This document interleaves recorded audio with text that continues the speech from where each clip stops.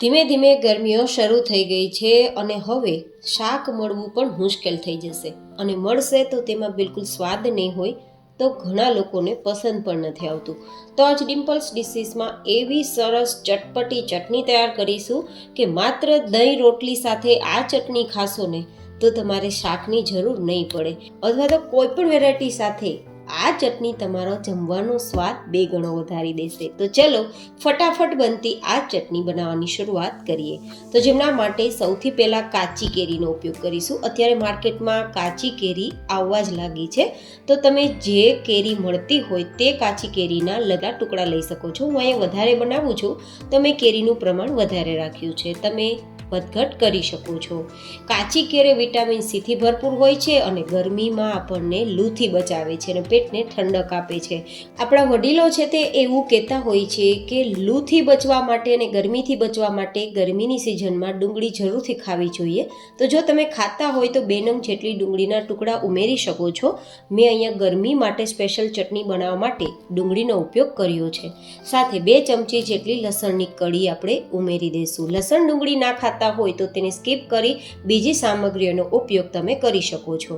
સાથે આપણે 3 નંગ જેટલા મરચાના ટુકડા ઉમેરી દઈશું અને 4 ઇંચ જેટલા આદુના ટુકડા. અહીંયા આદુ તીખાસ કરતાં વધારે જમવાનું પાચન કરવામાં હેલ્પફુલ થશે.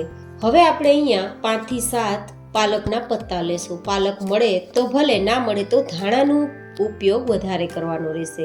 હવે અહીંયા લગભગ આપણે 15-20 પત્તા હોય તેટલા આપણે મીઠા લીમડાના પાન ઉમેરીશું.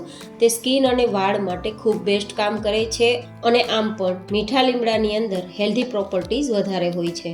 2 ચમચી જેટલો સૂકો ફુદીનો લેશું. જો કે ગરમીની સિઝનમાં ફ્રેશ ફુદીનો મળવો મુશ્કેલ છે. જો મળે તો એકાદ મુઠ્ઠી જેટલા લઈ શકો છો તેના પાન, પણ ના મળે તો ફુદીનાનો પાવડર તો આપણે લગભગ ઘરમાં રાખતા જ હોઈએ છીએ, તો તે પણ ઉપયોગમાં લઈ શકો છો. હવે 1 કપ જેટલા ધાણા ઉમેરીશું.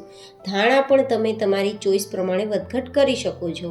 1 ચમચી જેટલા આખા ધાણા, અડધી ચમચી જેટલા આપણે અહીંયા જીરાનો ઉપયોગ કરીશું, જે પેટને નેચરલી ઠંડક આપશે. 1 ચમચી જેટલી વરિયાળી. આજે મેં જે ચટણીમાં ઉપયોગ કર્યો છે ને તે તમારી પેટની ગરમીને શાંત રાખવામાં અને ઠંડક આપવામાં મદદરૂપ થાય તે જ સામગ્રીઓ ઉપયોગમાં લીધી છે. અડધી ચમચી જેટલા તીખા, જેથી ગરમીની સિઝનમાં જનરલી જમવાનું પાચન ના થતું હોય અને વાયુ થઈ જતો હોય તો તેને અટકાવવાનું કામ તીખા કરશે અને પેટ માટે ખૂબ બેસ્ટ કામ કરે છે. સાથે 1 ચમચી જેટલા તલ લેશું, જે આપણી ચટણીનો સ્વાદ વધારશે. 10 થી 12 નંગ જેટલા કાજુ લેશું. તમે અહીંયા કાજુની જગ્યાએ મગફળીના દાણાનો ઉપયોગ પણ કરી શકો છો, ચોઈસ તમારી પાસે છે.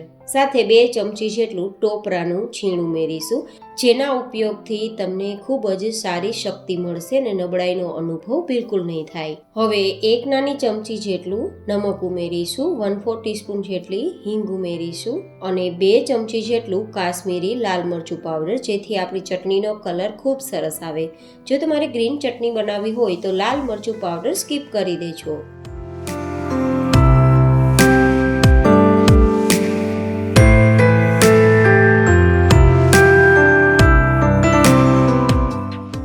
સાથે આપણે મીઠાશ આપવા માટે 2 ચમચી જેટલો ગોળ ઉમેરીશું.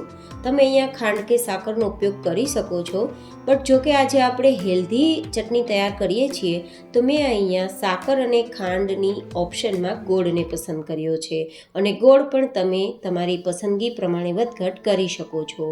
હવે એકદમ સરસ આપણી ચટણીને પીસી લેશું. તો આપણી ચટણી તૈયાર થઈ ગઈ છે. આ ચટણીને તમે એરટાઇટ બોક્સમાં ભરી ફ્રીઝમાં રાખી 10 થી 12 દિવસ સુધી ખાઈ શકો છો. બિલકુલ ખરાબ નહીં થાય. સ્પેશિયલી ગરમીની સિઝનમાં આ ચટણી ખાવાથી તમને લૂ પણ નહીં લાગે અને ઘણીવાર ઘરમાં કોઈ શાક ના હોય ત્યારે દહીં સાથે કે કોઈ પણ બીજી એવી વેરાયટી સાથે તમે આ ચટણી ખાશો તો શાકની પણ જરૂર નહીં પડે. તો તૈયાર છે ખૂબ જ સ્વાદિષ્ટ ચટપટી આપણી ચટણી. તમે ક્યારે બનાવો છો મને જરૂર બતાવજો. ફરી મળીશું એક નવી જ એન્ડ હેલ્ધી રેસીપી સાથે. ત્યાં સુધી stay healthy and stay happy.